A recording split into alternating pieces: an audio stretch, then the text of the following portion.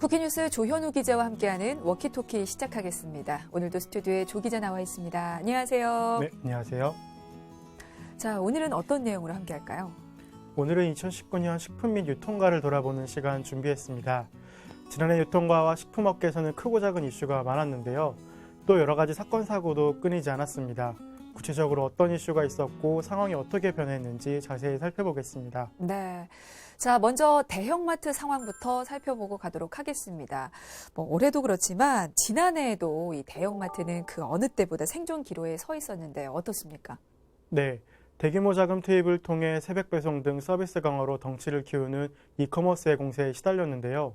대형마트들은 영업이익이 두 자릿수로 급락해 생존 자체를 고민해야 했고 일부 백화점은 불매운동, 신사업 부진 등의 영향으로 실적 타격을 입었습니다.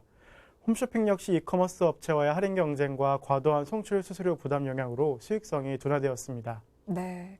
그래서 대형마트는 정부의 각종 규제 그리고 이커머스 공세를 못 이기고 급격히 추락을 했는데 이게 상황이 어느 정도나 안 좋았던 겁니까? 한 대형마트는 지난해 2분기에 창사 이래로 첫 적자를 기록했고요. 이후 처음으로 외부 인사를 대표로 선임해 사업 구조 조정에 나섰습니다. 심지어 최근 3년간 7개가량의 점포문을 닫았고 올해는 창고형 매장 외에 신규 매장 오픈 계획이 없다고 밝혔습니다. 대규모 적자가 골칫거리가 된 일부 전문점도 7월부터 20개가량 폐점했습니다. 네, 운영하고 있던 점포들조차도 폐업하는 상황이니 신규 점포 오픈은 기대조차 할 수 없는 그런 상황인데 다른 대형마트 역시 상황이 좀 좋지 않았나요? 어떻습니까? 네, 다른 대형마트의 경우 일본 불매운동 여파에 휘말리며 지난해 3분기 영업이익이 전년 대비 61.5%나 떨어졌고요. 또 다른 곳은 지난 2018년 3월부터 2019년 2월까지 영업이익이 57.6%나 감소했습니다. 대규모 실적 악화에 대형마트들은 이커머스를 견제하기 위해 초저가 경쟁을 벌이기도 했지만 와인 등 일부 품목 외에는 크게 효과를 보지 못했습니다. 네, 이렇게 대형마트는 전반적으로 좀 우울한 한 해를 보냈습니다. 대형마트와 홈쇼핑은 울상을 지은 한 해였고 하지만 반면에 또 유통가에서 웃는 것도 있었어요. 대표적으로 좀 편의점을 꼽을 수가 있을 것 같아요. 네, 1, 2인 가구 증가와 가정 간편식 확대 등의 영향으로 점포 수가 꾸준히 늘어나고 있는 편의점 업계는 그나마 선방했다고 볼 수 있습니다. 네, 편의점 업계는 비교적 안정적으로 좀 운영이 됐다고 볼 수도 있는 거죠? 네, 지난해에는 잦은 태풍에 더위가 심하지 않아 음료와 빙가루 매출이 높지 않았지만 오프라인 업계에서는 유일하게 이커머스의 영향을 덜 받는다는 점이 안정적인 실적을 기록하는 데 도움이 된 것으로 보입니다. 네. 그러면 전체적으로 볼 때는 어떻습니까? 올해에도 온라인에 밀려서 오프라인 유통가가 좀 맥을 못 추리는 상황이 이어질까요? 어떻습니까? 네. 지난 2019년을 돌아보면 배송 서비스 강화 등으로 인해 온라인 시장이 강세를 보였고 소비 트렌드 변화와 유통 채널의 다변화, 날씨, 불매운동 등 여러 변수 때문에 대형마트 등 오프라인 유통업체의 하향세가 이어졌는데요. 이러한 상황은 올해에도 이어질 것으로 전망되고 있습니다. 그렇군요. 자, 지난해에 이어서 올해도 이렇게 오프라인 유통가는 힘든 시기를 보낼 것으로 전망이 되고 있는데요. 걱정이 좀 됩니다. 알겠습니다. 자, 그리고 또 다른 이슈 살펴보고 가도록 하겠습니다. 환경부가 환경보호라는 명목으로 지금 재활용 및 일회용품 사용 관련 규제를 점차 강화를 하면서 유통업계가 관련 대책 마련을 위해서 좀 분주하게 움직이고 있는데요. 지금 계속해서 변화를 요구하고 있는 겁니까? 네, 환경부는 얼마 전 자원 절약과 재활용 촉진에 관한 법률 개정안을 시행했는데요. 식음료, 주류, 화장품 등의 유색 페트병 사용을 금지시켰고 제품에 부착하는 라벨 역시 쉽게 제거할 수 있는 분리성 접착제로 변경토록 했습니다. 그러면 주류나 음료업계들 각 제품들 페트병을 투명으로 교체하는 작업에 좀 주력을 하겠군요. 네, 맞습니다. 주류업체들은 소주 제품을 대상으로 무색 페트병을 적용시켰지만 맥주는 제품 변질의 우려로 아직까지 갈색 페트병을 유지하고 있습니다. 각 업체들은 이와 관련된 환경부의 연구 용역 결과가 나오는 상반기 이후 용기 변경 혹은 제품 단종에 대한 결정을 내어놓을 예정입니다. 네. 자, 이 주류 그리고 음료 업계뿐만이 아닙니다. 대형마트들도 지금 변하고 있어요. 일단은 사용을 금해야 하는 품목들이 있을 텐데 어떤 것들이 있을까요? 네, 대형마트 3사 기준으로 연간 658톤의 플라스틱 폐기물이 발생하고 있다는 지적이 있어 왔습니다. 이 때문에 지난해 8월 관련 업체들과 환경부가 자율협약을 맺고 올해부터 종이박스와 테이프, 노끈 등을 철수하기로 했지만 소비자들의 반발이 만만치 않았습니다. 그래서 일단 환경부는 테이프와 노끈을 치우되 종이상자 재활용은 유지토록 한 상태입니다. 네, 이게 유통관 전반적으로 그런 분위기가 확산이 되면서 아예 그 부분을 활용해서 친환경 마케팅에 나선 업체들도 좀 많아지고 있는데요. 관련해서 이야기 좀 들어볼까요? 네. 홈쇼핑 업체들은 배송 시 무분별하게 사용됐던 포장재를 친환경 소재로 바꿨고요. 대형마트들은 종이 사용량을 줄이기 위해 전자영수증 발행을 늘렸습니다. 또 패션업계는 친환경 트렌드에 맞춰 동물 가죽이나 털을 사용하지 않고 윤리적 인증을 받은 친환경 소재 사용에 앞장섰는데요. 뷰티업계는 동물성 원료를 사용하지 않는 비건 화장품 개발에 적극 나서고 있습니다. 네, 뭐 업계 전반적으로는 친환경화가 필요하다는 데는 공감을 하는 것 같습니다. 하지만 거기에도 지금 좀 속도 조절이 필요하다는 데 의견을 또 모아지고 있는 거죠.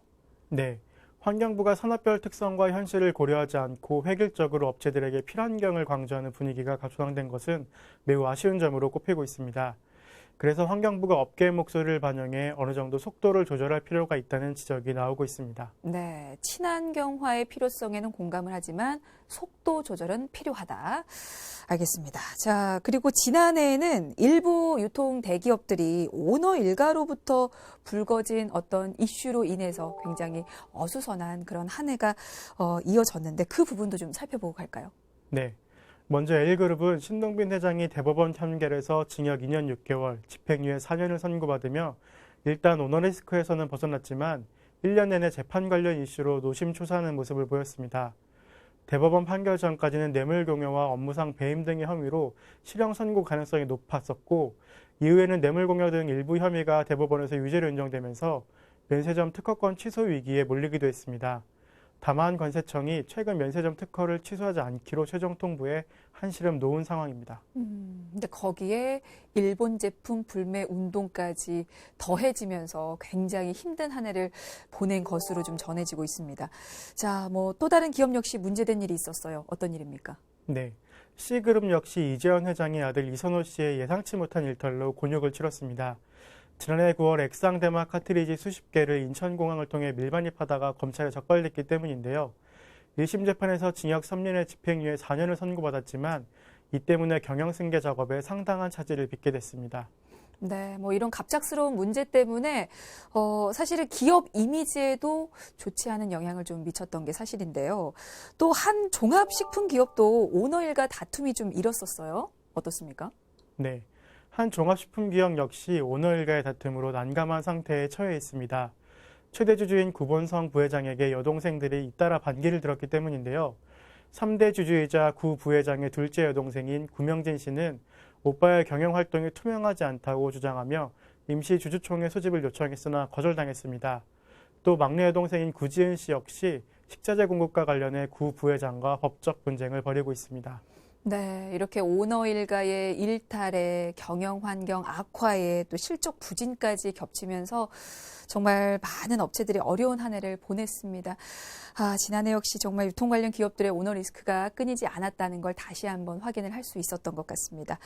자, 이번에는 또 식품업계 상황도 들여다보고 가겠습니다. 자, 먼저 일본 상품 불매 운동을 빠뜨릴 수가 없을 것 같아요. 네, 일본 정부가 지난해 8월 한국을 전략물자 수출 우대국에서 제외하면서 일본 제품 불매 운동이 시작됐습니다. 일본 관련 제품을 판매하던 업체들은 재고 처리에 어려움을 겪었고 예정된 마케팅 활동이 줄줄이 취소되는 상황이 이어졌습니다. 네. 그래서 지금 식품업계는 일본산 원료를 배제하는 것처럼 그렇게 아예 일본 흔적 지우기에 나섰죠. 네, 맞습니다. 한 업체는 즉석밥 제조에 사용되는 일본산 미강 추출물을 국산으로 변경했고 다른 업체도 즉석밥 용기 중 5%가량을 차지하던 일본산 용기 사용을 중단했습니다. 이외에도 많은 업체들이 자사 제품에 포함되는 일본산 원료를 대체하기로 했습니다. 네. 그리고 또 1인 가구가 증가하고 간편함과 가성비를 추구하는 소비 트렌드가 이어지면서 지금 국내 가정 간편식 시장이 매년 성장 추세에 있는데요. 그건 지난해에도 마찬가지였죠? 네. 한국외식산업연구원 보고서에 따르면 우리나라 가정간편식 시장 규모는 국내 출하 기준으로 2013년 2조 841억 원에서 2017년 3조 7,909억 원으로 5년간 80% 이상 성장했습니다. 지난해에는 5조 원까지 급성장한 것으로 전해지고 있습니다. 네, 이게 불황에도 지금 HMR 시장 성장이 지속되고 있다는 점을 좀 주목해서 볼 필요가 있을 것 같습니다. 추세 역시 지금 계속해서 변화하고 있는 겁니까? 네, 이러한 성장으로 간편하게 데워 먹을 수 있는 것에서 벗어나 맛과 품질은 물론 가성비, 편의성, 패키징, 조리 방법 등이 세분화되고 있고요. 최근에는 소비자 입맛이 고급스럽게 변하고 동시에 간편한 식사를 원하는 트렌드 덕에 밀키트, 즉 반조리 음식 시장도 성장세를 보이고 있습니다. 네.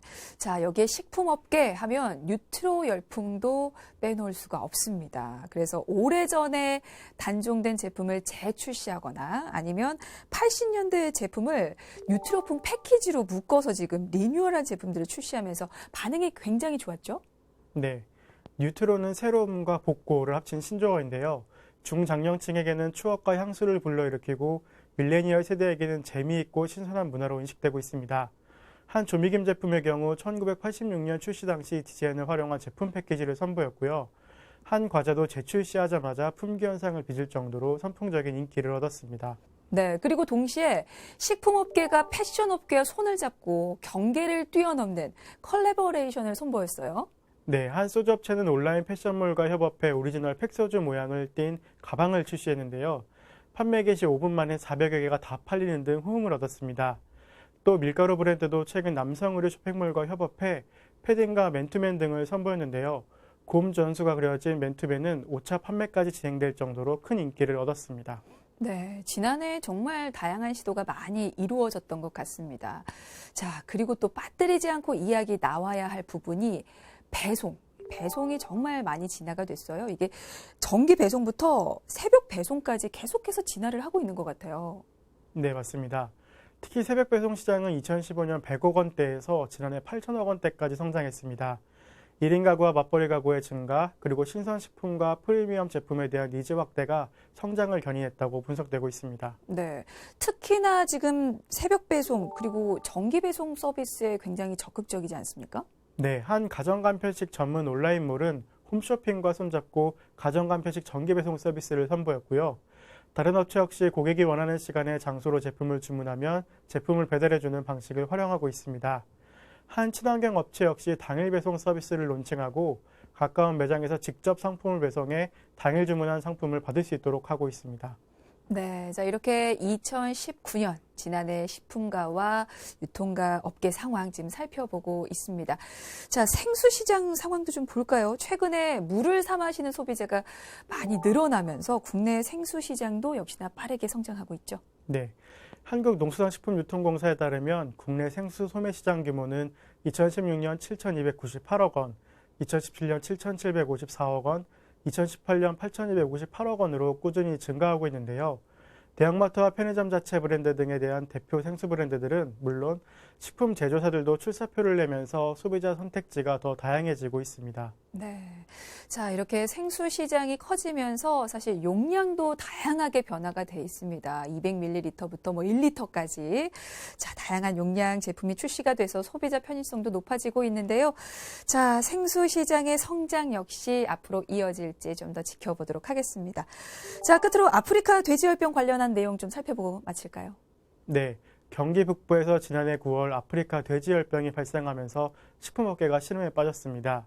돼지 흑사병으로 불리는 아프리카 돼지열병이 확산되면 업계의 돼지고기 수급에 차질을 빚거나 관련 식품 소비가 줄을 수 있다는 우려가 있었기 때문인데요. 10월까지 김포시와 파주시, 연천군 등 3개 시군에서만 약 11만 마리를 살처분하기도 했고 국내에서 처음으로 확진 판정을 받은 날 국내 돼지고기 경매 가격은 33% 가까이 급등한 바 있기도 했습니다. 네. 자, 이렇게 2019년 식품가 그리고 유통가는 실적 부진 그리고 불황과 함께 연이어 터진 악재들로 인해서 정말 말도 많고 탈도 많은 한 해를 보냈습니다. 하지만 이 상황에서도 대형마트는 살 길을 위해서 그리고 식품업계는 또 새로운 먹거리 사업을 위해서 분주하게 움직였던 한 해이기도 하죠. 자, 그런 움직임 올해에도 더욱 활발하게 이어지길 기대해 보겠습니다. 자, 워키토키 오늘은 여기까지입니다. 지금까지 쿠키뉴스 조현우 기자였습니다. 고맙습니다. 감사합니다.